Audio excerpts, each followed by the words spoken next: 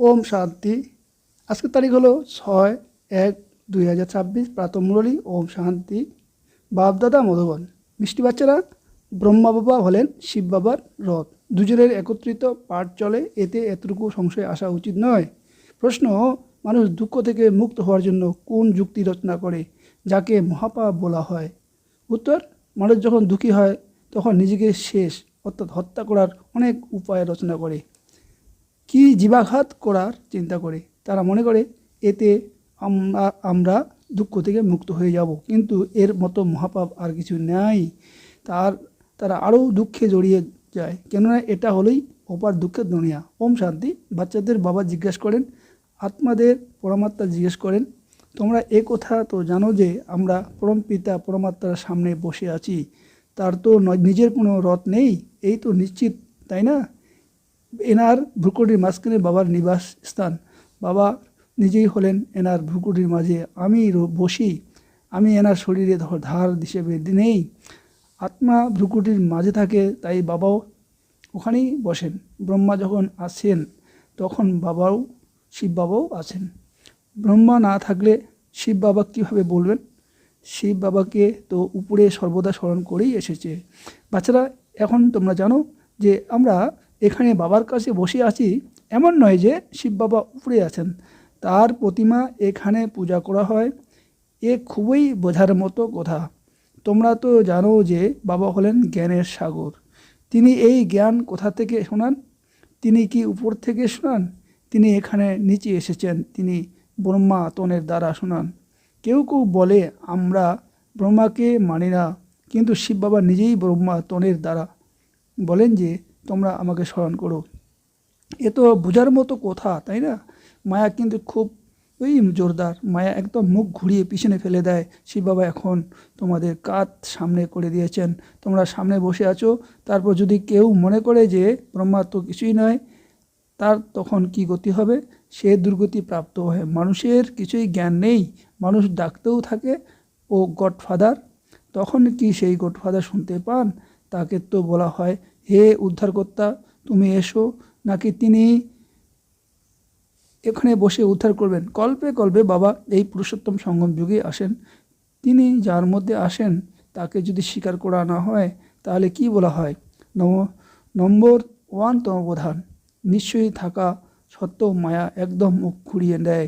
মায়ার এতটাই শক্তি যে একেবারে পয়সা করে দেয়। কোনো না কোনো সেন্টারে এমনও আছে বাবা তাই বলেন, তোমরা সাবধান থেকো। যদি কেউ এই শোনা কথা অন্যকে শোনাও, তারা যেন তখন পণ্ডিতের মতো হয়ে যায়। বাবা যেমন পণ্ডিতের কাহিনী বলে, তাই না? সে বলেছিল রাম রাম বলে সাগর পার হয়ে যাবে। এই কাহিনীও বানানো হয়েছে। এই সময় তোমরা তো বাবা স্মরণে বিষয়ে সাগর থেকে ক্ষীরসাগরে যাও, তাই না? ভক্তিমার্গে ওরা অনেক ধর্ম কথা কাহিনী বানিয়ে দিয়েছে, এমন কিছু তো হয় না। এক কাহিনী বানানো হয়েছে, পণ্ডিতরা অন্যদের বলে, অথচ নিজেরা কিছুই করে না। নিজেরা বিকারে যায়, অথচ অন্যদের বলে নির্বিকারী হও। এর কি প্রভাব হবে? এমন ব্রহ্মকুমার কুমারীও আছে, তাদের নিজেদের নিশ্চয়ই আছে, নেই, অথচ অন্যদের শোনাতে থাকে।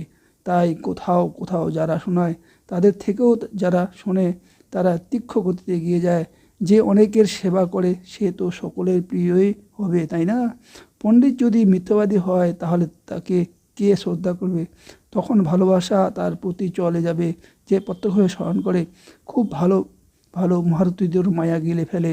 এমন অনেককেই মায়া গিলে ফেলেছে, বাবাও তো বুঝিয়ে বলেন, তবু এখন কর্মাতীত অবস্থা হয়নি। একদিকে লড়াই হবে, অন্যদিকে কর্মাতীত অবস্থা হবে। এই হলো সম্পূর্ণ কানেকশন। তারপর লড়াই সম্পূর্ণ হয়ে গেলে ট্রান্সফার হয়ে যাবে। প্রথমে রুদ্রমালা তৈরি হয়, এই কথা আর কেউই জানে না। তোমরা বুঝতে পারো যে বিনাশ সামনে উপস্থিত। তোমরা এখন হলে স্বল্প সংখ্যক, ওরা বেশি, তাহলে তোমরা কে মানবে? তোমাদের যখন বৃদ্ধি হয়ে যাবে তখন তোমাদের যোগ বলে দ্বারা অনেকেই আকৃষ্ট হয়ে আসবে। তোমাদের জং যত দূর হতে থাকবে ততই শক্তি ধরতে থাকবে। এমন নয় যে বাবা অন্তর্যামী, তিনি এখানে এসে সবাইকে দেখেন, সকলের অবস্থাকেই জানেন। বাবা কি বাচ্চাদের অবস্থাকে জানতে পারবেন না?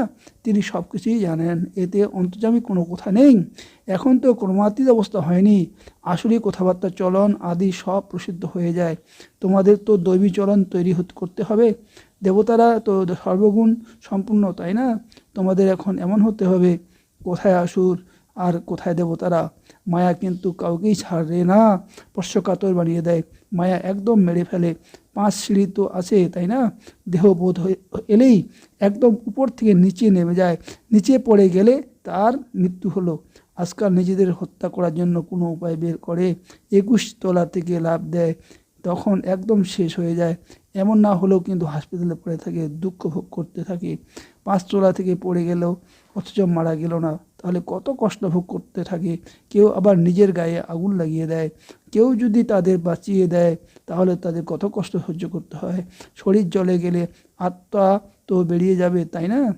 তাই আত্মহত্যা করে নেয়, শরীরকে শেষ করে দেয়, মনে করে যে শরীর ত্যাগ করলে দুঃখ থেকে মুক্ত হয়ে যাবে। কিন্তু এ হলো মহাপাপ, এতে আরও বেশি দুঃখ ভোগ করতে হবে। কেননা এ হলো ওপার দুঃখের দুনিয়া, ওখানে হলো ওপার সুখ। বাচ্চারা, তোমরা এখানে বুঝতে পারো যে আমরা এখন রিটার্ন হয়ে দুঃখধাম থেকে সুখধামে যাই। তাই এখন বাবা, যিনি আমাদের সুখধামের মালিক তৈরি করেন, তাকে স্মরণ করতে হবে। এনার দ্বারা বাবা বুঝিয়ে বলেন, চিত্রও তো আসে, তাই না? ব্রহ্মার দ্বারা স্বর্গের স্থাপনা। তোমরা বলো যে বাবা, আমরা অনেকবার তোমার থেকে স্বর্গে উত্তরাধিকার নিতে এসেছি। বাবা এই সঙ্গম যুগে আসেন যখন দুনিয়ার পরিবর্তন সময় হয়। তাই বাবা বলেন, বাচ্চারা, আমি এসেছি তোমাদের দুঃখ থেকে মুক্ত করে পবিত্র সুখের দুনিয়া নিয়ে যেতে। মানুষও ডাকে, হে পতিত পাবন, এ তো বুঝতেই পারে না যে আমরা মহাকালকে ডাকছি। আমাদের পুরনো ছি দুনিয়া থেকে ঘরে নিয়ে চলো। তাহলে বাবা অবশ্যই আসবেন। আমাদের মৃত্যু হলে তখনই তো শান্তি আসবে, তাই না? মানুষ শান্তি শান্তি করতে থাকে, শান্তি তো আসে পরমধামে, কিন্তু এই দুনিয়াতে শান্তি কিভাবে হবে? সেখানে এত মানুষ আছে। সত্যযুগে সুখ শান্তি ছিল, এখন কলিযুগে অনেক ধর্ম। সেই অনেক ধর্মের যখন অবসান হবে, তখন নেই এক ধর্মের স্থাপনা হবে, তখনই তো সুখ শান্তি থাকবে, তাই না? হাহাকারের পরেই আবার জয় জয়কার হবে। এরপরে দেখো কত মৃত্যু হয়, বিনাশ তো অবশ্যই দিতে হতে হবে। বাবা এসেই এক ধর্মের স্থাপনা করেন, তিনিই রাজ্য শেখান। বাকি এই যে অনেক ধর্ম সব শেষ হয়ে যাবে। গীতাতে কিছুই দেখানো হয়নি। 5 পাণ্ডব আর তাদের সঙ্গে কুকুর যে হিমালয়ে চলে গেল, এরপর রেজাল্ট কী হলো? প্রলয়ে দেখিয়ে দেওয়া হয়েছে। জলমগ্ন হয় একই ঠিকই, কিন্তু সম্পূর্ণ দুনিয়া জলমগ্ন হতে পারে না। ভারত তো অবিনাশী পবিত্র খণ্ড, এর মধ্যে আবু সবথেকে পবিত্র স্থান। বাবা সেখানে এসে তোমাদের মতো বাচ্চাদের দ্বারা সকলের সদ্গতি করান। দিলওয়াড়া মন্দিরে কত সুন্দর সারণী আছে, কত সুন্দর অর্থ সহিত বোঝানো হয়েছে, কিন্তু যারা বানিয়েছে তারা কিছুই জানে না। তবু তো তারা ভালো বুঝদার ছিল, দাপড়েও অবশ্যই ভালো বুঝদার হবে। কলিযুগে থাকে সমতমদান, দাপড়েও তবু তম বুদ্ধির মানুষ থাকে। মন্দির থেকে এ হলো উচ্চ স্থান, যেখানে তোমরা বসে আসো। এখন তোমরা দেখতে থাকবে যে এই বিনাশে হোলসেল মৃত্যু হবে, হোলসেল মহাভারী লড়াই শুরু হবে। বাকি এক খণ্ড থাকবে, ভারত তখন ছোট হবে, বাকি সবই শেষ হয়ে যাবে। স্বর্গ তো কত ছোট হবে। এখন এই জ্ঞান তোমাদের বুদ্ধিতে আসে, কারো আবার বুঝতে সময় লাগে। এ হলো পুরুষোত্তম সঙ্গম যুগ। এখানে কত মানুষ বেশি আর ওখানে কত কম মানুষ থাকবে, এই সবই শেষ হয়ে যাবে। এই ওয়ার্ল্ডের হিস্ট্রি জিওগ্রাফি শুরু থেকে আবার রিপিট হবে। অবশ্যই তো স্বর্গ থেকে রিপিট হবে, পরের দিক থেকে তো আর আসবে না। এই ড্রামা চক্র অনাদি যা ঘুরতেই থাকে। এই দিকে হলো কলিযুগ আর অন্যদিকে হলো সত্যযুগ। আমরা এখন সঙ্গম যুগে আছি, এও তোমরাই বুঝতে পারো। বাবা আসেন, তার তো অবশ্যই রথ চাই, তাই না? তাই বাবা বুঝান, এখন তোমরা ঘরে ফিরে যাও। এরপর এমন লক্ষ্মীনারায়ণের মতো হতে হলে দৈবী গুণও ধারণ করা চাই। বাচ্চারা, এও তোমাদের বোঝানো হয় যে রাবণ রাজ্য আর রামরাজ্য কাকে বলা হয়। পতিত থেকে পবিত্র আর পবিত্র থেকে পতিত হবে কীভাবে হয়, এই খেলার রহস্য বাবা বসে বুঝিয়ে বলেন। বাবা তো নলেজফুল, তিনি বিষরূপ, তাই না? তিনি চৈতন্য, তিনি এসেই বুঝান। বাবাই বলবেন, সম্পূর্ণ কল্পবৃক্ষের রহস্য বুঝেছ? এতে কি কি হয়? তোমরা এখানে কত অভিনয় করছো। অর্ধেক কল্প হলো দৈবী স্বরাজ্য আর অর্ধেক কল্প হলো আসুরি রাজ্য। খুব ভালো ভালো বাচ্চাদের বুদ্ধিতে এই জ্ঞান থাকে। বাবা তো নিজের সমান তৈরি করেন, তাই না? টিচারদের মধ্যেও নম্বরের মানুষের হয়। কেউ কেউ তো টিচার হয়েও বাবার খারাপ হয়ে যায়, অনেকে শিখিয়ে তারপর নিজেই শেষ হয়ে যায়। ছোট ছোট বাচ্চাদের মধ্যেও ভিন্ন ভিন্ন সংস্কার হয়। কাউকে তো দেখো 1 নম্বরে দুষ্টু, আবার কেউ পরিস্থানে যাওয়ার উপযুক্ত, কেউ আবার না জ্ঞান ধারণ করে, না নিজের চলাচল শুধরায়, সবাইকে দুঃখ দিতে থাকে। শাস্ত্রে এও দেখানো হয়েছে, অসুর এসে চুপ করে লুকিয়ে বসে যেত, অসুর হয়ে কত কষ্ট দেয়। এসব তো হতেই থাকে। উঁচু থেকে উঁচু বাবাকেই স্বর্গের স্তর করতে আসতে হয়। মায়াও খুবই জোরদার, বাবাকে দান করে দেয়, তবু মায়া বুদ্ধি ঘুরিয়ে দেয়। অর্ধেককে তো অবশ্যই মায়ার প্রয়াস করবে, তাই তো বলা হয় মায়া খুবই দুস্তর। অর্ধেক কল্প ধরে মায়া রাজত্ব করে, তাই তো মায়া এমন পালোয়ান হবে, তাই না? মায়ার কাছে যারা পরাজিত হয় তাদের কি অবস্থা হয়ে যায়। আচ্ছা, মিষ্টি মিষ্টি হারানিধি বাচ্চাদের প্রতি মাতা পিতা বাপদাদার স্মরণে স্নেহ সুমন আর সুপ্রভাত। আত্মাদের পিতা তার আত্মারূপী বাচ্চাদেরকে জানাচ্ছেন নমস্কার। ওম শান্তি। ধারণার জন্য মুখ্য সার: 1 নম্বর, কখনোই লজ্জাবতী লতা হও না। দৈবী গুণ ধারণ করে নিজেদের আচার আচরণ শুধরাতে হবে। 2 নম্বর, বাবা ভালোবাসা পাওয়ার জন্য সেবা করতে হবে, কিন্তু যা অনেকে শোনাও তা স্বয়ং ধারণ করতে হবে। কর্মাতীত অবস্থায় যাওয়ার জন্য সম্পূর্ণ পুরুষার্থ করতে হবে। বরদান: সাকার রূপে বাপদাদাকে সম্মুখে অনুভবকারী কম্বাইন রূপধারী ভব। যেরকম শিবশক্তি হলো কম্বাইন্ড, সেরকম পাণ্ডবপতি আর পাণ্ডব কম্বাইন্ড থাকবে।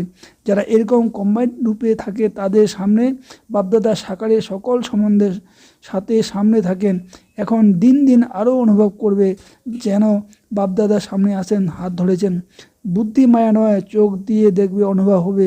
কিন্তু কেবল এক বাবা, দ্বিতীয় কেউ নয়। এই পাঠ পাক্কা হয়ে গেলে তারপর তো ছায়া যেমন সাথে সাথে ঘোরে, সেরকম বাবাও চোখের সামনে থেকে দূরে সরে যাবেন না, সদা সম্মুখের অনুভূতি হবে। স্লোগান: মায়াজিৎ প্রকৃতি জিৎ হওয়া শ্রেষ্ঠ আত্মাই হলো সকল্যাণী বা বিশ্ব কল্যাণী।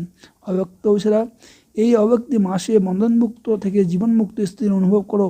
যখন তোমরা জীবনমুক্ত হও তো তোমাদের জীবনমুক্ত স্থিতির প্রভাব বন্ধ আত্মাদের বন্ধন সমাপ্ত করবে। তো সেই ডেট কবে হবে? যখন সবাই জীবনমুক্ত হবে, কোনো বন্ধন থাকবে না। সকল বন্ধনের মধ্যে প্রথম এক বন্ধন হলো দেহভানের বন্ধন, তার থেকে মুক্ত হও। দেহ নেই তো অন্যান্য সকল বন্ধন সমাপ্ত হয়ে যাবে। ওম শান্তি, ওম শান্তি, ওম শান্তি।